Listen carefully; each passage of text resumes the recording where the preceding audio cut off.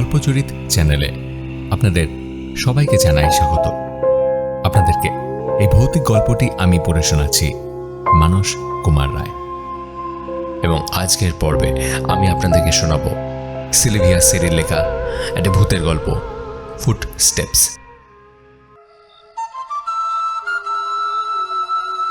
একটা চীন দেশীয় মেয়ের সঙ্গে আমার পরিচয় হয়েছিল সিঙ্গাপুরে। তখন তার বয়স প্রায় 30, কিন্তু তাকে দেখতে এতই ছোটোখাটো ছিল আর তার গায়ের চামড়া এত মসৃণ আর চকচকে ছিল যে তাকে খুব কম বয়সী মেয়ে বলেই মনে হতো।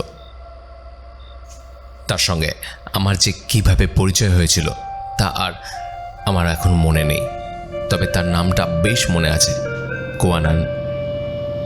অবস্থা ওদের বেশ সচ্ছল ছিল। তার মা ছিলেন তখনকার সময় ডাকসাইটের সুন্দরী ও প্রতিযশা কবি। কোয়ানান এবং দুটি বুড়ো চাকরকে নিয়ে তিনি তখন বাস করতেন শহরের তালিং অঞ্চলে ছায়া ঘেরা শান্ত রাজপথের ওপর একটি সেকেলে মস্ত বাড়িতে। বাড়ির কাঠের কারুকার্যমণ্ডিত হলঘরটি বিশেষভাবে উল্লেখযোগ্য। সামনের ফটক দিয়ে ঢুকতেই হলঘরের একদিকে ছিল পারিবারিক উপাসনা বেদী, আর ছিল কাঠের প্যানেলের ওপর চীনা ভাষায় সোনালি রঙে লেখা বিশেষ বিশেষ বাণী। উপাসনা বেদীর দুপাশ দিয়ে 2 ধাপ সিঁড়ি উপরে উঠে গেছে। কোয়ানানের বসার ঘরটি ছিল দোতলার খোলা বারান্দায়, ঠিক বাগানের ওপরে। আমরা বেশিরভাগ সময় বাঁ দিকে সিঁড়িটা দিয়েই ওখানে উঠতাম। বেশ মনে পড়ছে, একদিন আমি ডান দিকে সিঁড়িটা দিয়ে ওপরে উঠতে যেতে সে আমাকে শান্তভাবে বলেছিল যে ওই সিঁড়িটা এখন আর তারা ব্যবহার করে না। কথাটার গুরুত্ব যে কতখানি তা তখন বুঝিনি, পরে ব্যাপারটা খুবই গুরুত্বপূর্ণ হয়ে উঠেছিল। কোয়ানানের মা মিসেস লির সঙ্গে আমার হঠাৎ কোনো দিন দেখা হয়ে যেত। তিনি কথা বলতেন কম, রান্নাঘরে রান্না করা ছাড়া বেশিরভাগ সময় তিনি ঘরেই থাকতেন। একদিন সন্ধ্যাবেলা কোয়ানানের ঘরে বসে আমরা কী সব যেন আলোচনা করছিলাম। হ্যাঁ, মনে পড়েছে, সাহিত্য নিয়ে আলোচনা করছিলাম, কারণ সাহিত্য ছিল তার সবচেয়ে প্রিয় বিষয়। চারদিক নিস্তব্ধ, ঝিঝি পোকার ডাক আর ফ্র্যাঞ্জি পানি ফুলের গন্ধ মিলেমিশে এক অদ্ভুত পরিবেশের সৃষ্টি হয়েছে। হঠাৎ সিঁড়িতে একটা ক্যাচ ক্যাচ আওয়াজ শোনা গেল। মনে হলো কেউ যেন সিঁড়ি বেয়ে ওপরে উঠে আসছে। চেয়ার থেকে না উঠে ঘাড় ফিরিয়ে ভাবলাম কোয়ানানের মা আমাদের এখানে হয়তো আসছেন। শব্দটা সিঁড়ির শেষ ধাপে পৌঁছে গেল। অপেক্ষা করছিলাম দরজাটা বুঝি খুলে যাবে, কিন্তু সেরকম কিছু হলো না। তখন বুঝতে পারলাম যে সিঁড়িটা আমরা ব্যবহার করে থাকি সেখান থেকে শব্দটা আসছে না, শব্দটা আসছে ডান দিকে সিঁড়িটা থেকে। অথচ সেদিক থেকে এই বসবার ঘরে আসবার কোনো দরজা নেই। আমাকে অবাক হতে দেখে কোয়ানান বলল, ও আমার দাদা। আমি জিজ্ঞেস করলাম, কিন্তু দাদা আমাদের এখানে এলো না? সে বলল, ও নিয়ে ফালতু ভাবছো কেন, দাদা এখানে আসবে না। আমি বললাম, কিন্তু তোমার দাদার সঙ্গে দেখা হলে আমি খুশি হতাম। কোয়ানান মৃদু ঘাড় নেড়ে গভীর দীর্ঘ নিঃশ্বাস ছেড়ে বলতে লাগলো, দাদা খুবই চালাক চতুর ছিল। তার জীবনটা ছিল বড়ই দুঃখের। বিয়ে, একমাত্র বিয়েটাই তার জীবনে কাল হয়ে দাঁড়িয়েছিল। তার কথায় আমার শরীরটা শিরশির করে উঠল। কোয়ানান বলে চলল, দাদার মৃত্যুর পরে আমার বয়স যখন 12 বছর, প্রায় ওই সিঁড়িতে তার পায়ের শব্দ শুনতে পেতাম। মনে ভাবতাম সে বুঝি ঘরে ঢুকবে, কিন্তু ঢুকতো না। তাকে খুশি করবার জন্য সাধ্যমতো সব কিছুই আমরা করেছি, কিন্তু কিছু কিছু লোক মৃত্যুর পরও তাদের দুর্ভাগ্য বয়ে বেড়ায়। কোয়ানান একটু শুষ্ক হেসে বলল, চমকে উঠো না, ঘটনাটা খুবই সাধারণ এবং খুবই দুঃখজনক।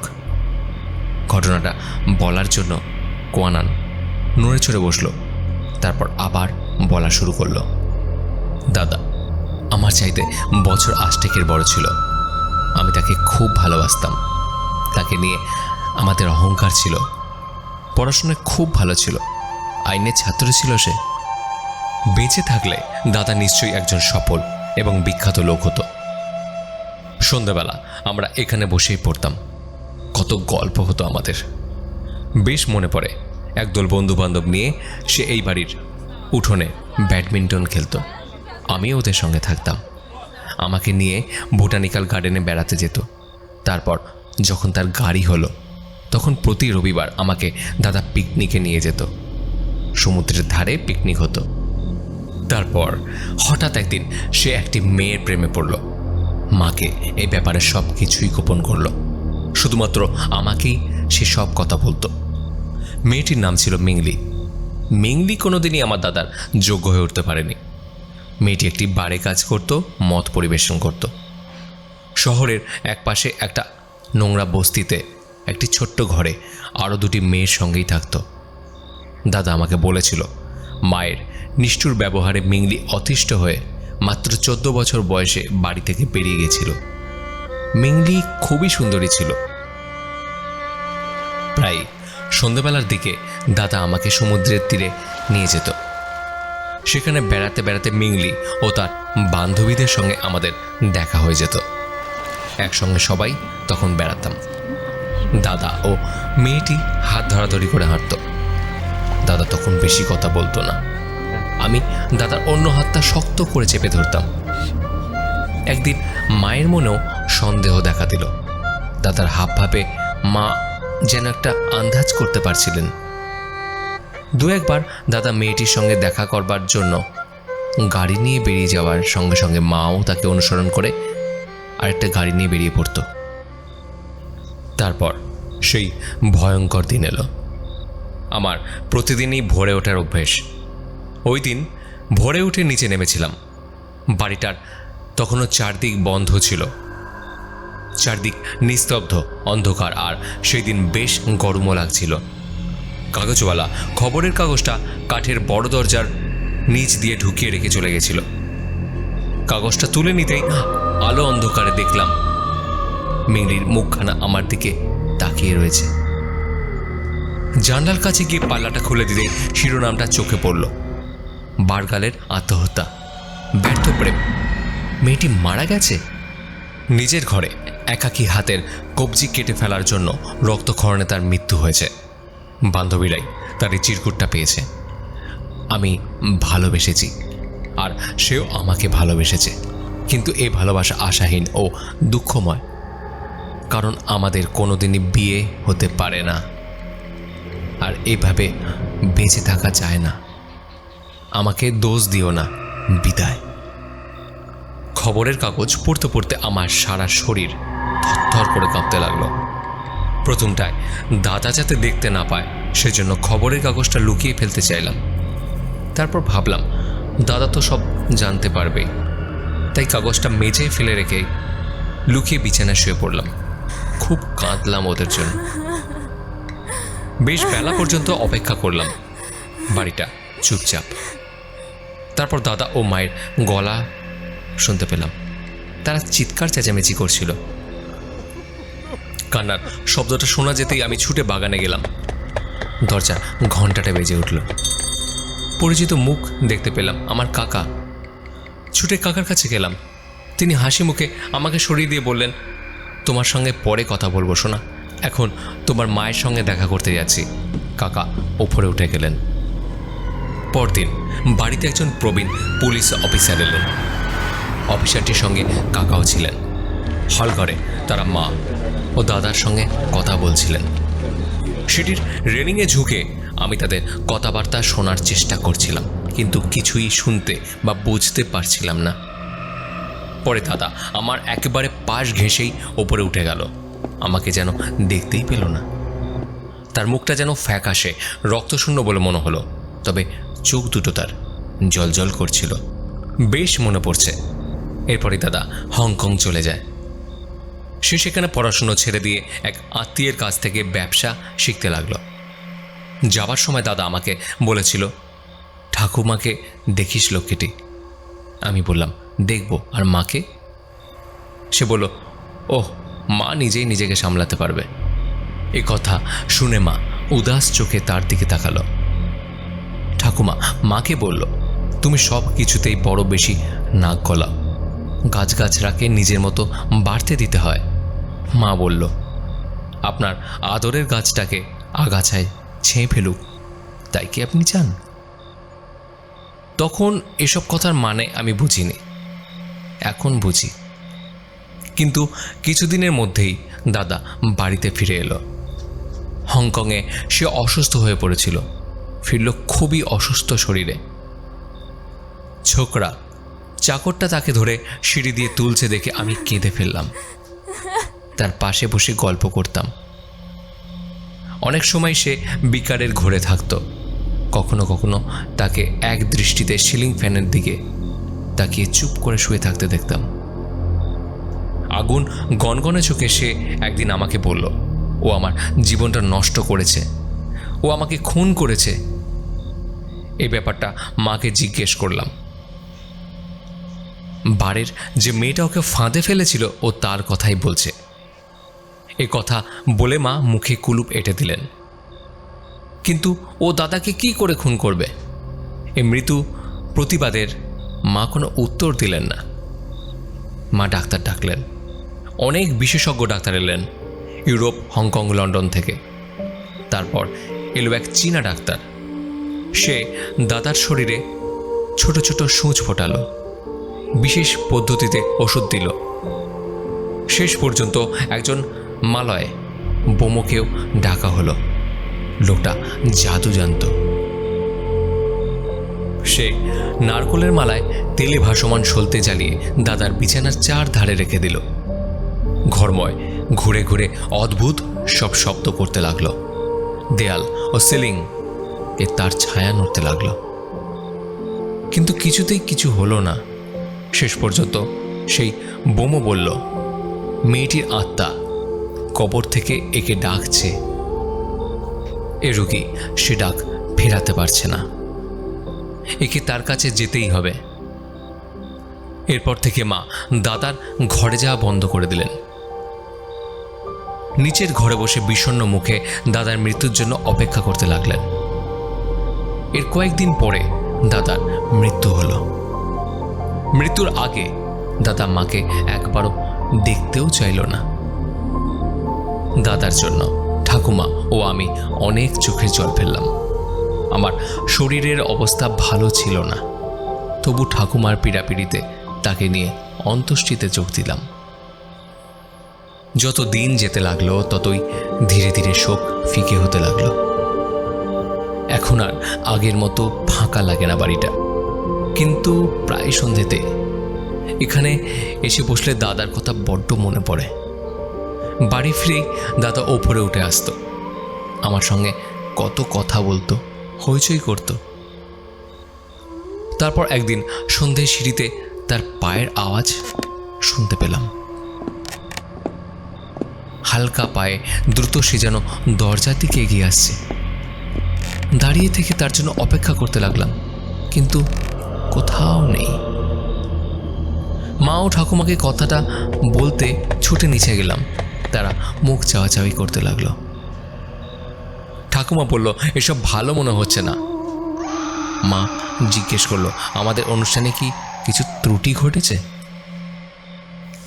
এরপর থেকে প্রায় প্রতি সন্ধ্যেতেই পায়ের শব্দ শোনা যেতে লাগলো। টান টান ভয় আর প্রত্যাশা নিয়ে প্রতি সন্ধ্যেতেই আমি অপেক্ষা করে থাকতাম। বাড়ির বাইরে যেতে বা এই ঘরে যেতে পারি না, ঘরেই থাকতাম। আবার ভয় ভয়ও করতো। আমি জানতাম একদিন না একদিন ঠিক সে ঘরে আসবেই। আমি চাইতাম যে সে আসুক। আবার এই ব্যাপারে বেশ গা ছমছম করত। ক্রমে আমার খাওয়া দাওয়া বন্ধ হয়ে গেল। শুকিয়ে যেতে লাগলাম, ফ্যাকাশে ও চঞ্চল হয়ে উঠলাম। অবশেষে একদিন স্বপ্ন দেখলাম, দাদা যেন আমার বিছানা শেষ প্রান্তে দাঁড়িয়ে বলছে, মেংলি আমার কাছেই আছে, আমরা এখনও দুজন দুজনকে ভালোবাসি, বিয়ে করতে চাই। মাকে এই বিয়ের ব্যবস্থা অবশ্যই করে দিতে হবে। মাকে বুঝিয়ে বলো বোন। সেই দিন ঘুম ভাঙতেই আমি সোজা চলে গেলাম মায়ের ঘরে। কাঁপতে কাঁপতে তাকে সব কথা বললাম। মায়ের মুখটা শক্ত কাঠ হয়ে উঠল। বললেন, বটে, সেই জিতল, সব কিছুই জিতে নিল। মা উঠে দাঁড়ালেন। আমার ঘর থেকে শুনতে পেলাম মা সারা রাত ঘরময় হেঁটে বেড়াচ্ছেন। পরদিন কাকাকে ডাকা হলো। তিনজনের অনেক পরামর্শ হলো। কাকা বলল, দেখো বৌদি, তার আত্মার যদি শান্তি চাও তো এটা করতেই হবে। এখন আমাদের সব অহংকার আর ঘৃণা ভুলে যেতে হবে। পরদিন প্রাতরাশের পর গাড়ি করে আমাকে সঙ্গে নিয়ে মা শহরের একটা নোংরা বস্তি অঞ্চলে পৌঁছালেন। আমি মায়ের পেছন পেছন দোকানের ওপরটার একটা অন্ধকার ছোট্ট ঘরে গিয়ে উঠলাম। সেখানে একজন পুরুষ, একজন নারী আমাদের জন্য অপেক্ষা করছিল। পুরুষটি শীর্ণকায়, মাথার চুল পাকা, নারীটি স্থূলকায়, কিন্তু মুখ বলিরেখায় ভর্তি। তাদের পরনে জীর্ণ বাস, ঘরে আসবাবপত্র কিছু নেই বললেই চলে। প্রার্থনা বেদির ওপর মিংলির একখানা ফটো ঝোলানো রয়েছে। মা তাদের সঙ্গে কিছুক্ষণ কথা বললেন। মাকে খুব ক্রুদ্ধ মনে হচ্ছিল। সব কিছু বুঝতে পারলাম না, কিন্তু এটা বুঝলাম যে এরাই দাদার প্রেমিকার বাবা ও মা। আর মা চেষ্টা করছেন তাদের মৃত কন্যার সঙ্গে আমার মৃত দাদার বিয়ের ব্যবস্থা পাকা করতে। পুরুষটি বলল, যখন ওরা বেঁচে ছিল তখন তো বিয়েটা আপনি চাননি, তাহলে আজ ওদের বিয়ে কেন দিতে চাইছেন? আমার মা বলল, কারণ আমার ছেলের জীবনটা নষ্ট হয়ে গেছে। তোমার মেয়ে তাকে কবরও শান্তিতে থাকতে দিচ্ছে না। তোমাদের মেয়েই আমার ছেলেটাকে মেরেছে। পুরুষটি বলল, না, আপনি মেরেছেন, ঠিক যেমন আমার মেয়েকেও মেরেছেন। এসব তর্কাতর্কি শুনে আমি কেমন যেন ভ্যাবাচাকা খেয়ে গেলাম। ভাবছিলাম আমার মা খুব রেগে যাবেন, চেঁচামেচি করবেন, বাড়ি থেকে রেগে মেগে বেরিয়ে যাবেন। কিন্তু দাঁতে দাঁত চেপে মাথা নিচু করে মা চুপ করে রইলেন। তারপর ঘৃণা ভরা চোখ তুলে বুড়োটার দিকে তাকালেন। তারা এ বিয়ে চায়, আমিও রাজি আছি। নিশ্চয়ই যথারীতি অনুষ্ঠান করা হবে। সেই তো হবে প্রথমা স্ত্রী। মা ঘাড় নেড়ে জানালেন, কন্যাপণ দেবেন তো? মা আবার ঘাড় নাড়লেন। বললেন, একজন পুরোহিত ও ঘটক পাঠিয়ে দেব, তাদেরকে তোমাদের মেয়ের কবরে নিয়ে যেও। বাড়ি ফেরার পথে মা আমার সঙ্গে একটা কথাও বললেন না। কদিন পরেই মিংলির সঙ্গে দাদার বিয়ে হয়ে গেল।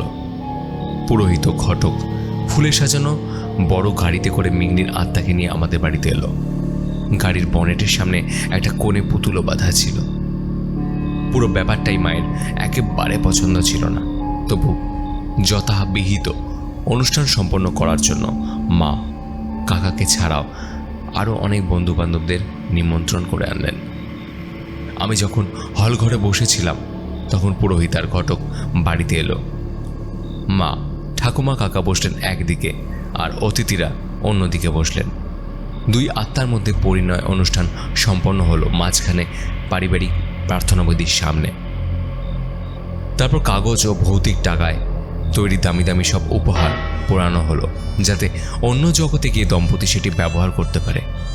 অতিথিদের চমৎকার বিয়ের ভোজ খাওয়ানো হলো। আমার মা তখন পাথরের মতো কঠিন মুখে বসেছিলেন, একটা কথাও বললেন না। মত পরিবেশনার পর অতিথিরা ক্রমে ভুলেই গেল যে তারা অশরী আত্মার বিয়েতে এসেছে। কাকা আগেই চুপচাপ চলে গিয়েছিল। তারপর থেকে আমি আর কোনো স্বপ্ন দেখিনি, সিঁড়িতে কোনো পায়ের শব্দও শুনিনি। স্কুলে যেতে লাগলাম, বন্ধুবান্ধবদের সঙ্গে আগের মতোই মিশতে লাগলাম। একবার মা আমাকে নিয়ে হংকংয়ে আত্মীয় স্বজনদের সঙ্গে দেখা করে এলেন। মাঝে মাঝে মা কোনো পাহাড়েও ছুটি কাটাতে যেতেন। একদিন ঠাকুমা মারা গেল। শেষের দিকে ঠাকুমা প্রার্থনা বেদির পাশে তার চেয়ারে চুপচাপ বসে থাকত। একদিন মাকে বলল, খুব শীঘ্রই আমি নাতিয়া নাতবউয়ের দেখা পাবো, তাদের জন্য কোনো খবর পাঠাবো কি? মা কখনো দাদার কথা বলতো না, ঠোঁট শক্ত করে বলল, এ বিয়ে করে আমাদের অমর্যাদা করা তার উচিত হয়নি, তাকে বলার আমার কিছুই নেই। ঠাকুমার শেষ কাজটিও খুব ঘটা করে হয়েছিল। সিঙ্গাপুর ও মালয়ের প্রবীণ চীনাদের মধ্যে তার অনেক বন্ধু ছিল। অনেক দিন পর্যন্ত বাড়িটা লোকজনে ভর্তি ছিল। একদিন মা বললেন, আমার মনে হয় আমাদের একবার ইউরোপ ভ্রমণে যাওয়া উচিত। বিশ্ববিদ্যালয়ে ঢোকার আগে সে দেশটা তোমার দেখা উচিত। অতএব 17 বছর বয়সেই আমি মায়ের সঙ্গে ইটালি, ফ্রান্স, অস্ট্রিয়া, এমনকি স্পেন ঘুরে বেড়ালাম। লন্ডনে আমার এক কাকা ছিল। কেল্টের এক ছোট্ট গ্রামে ছিল আরেক কাকা ও কাকিমা। হ্রদ অঞ্চল, এডিনবরা, স্ট্যানফোর্ডও গেলাম। দিনগুলো আমাদের বেশ ভালোই কাটছিল।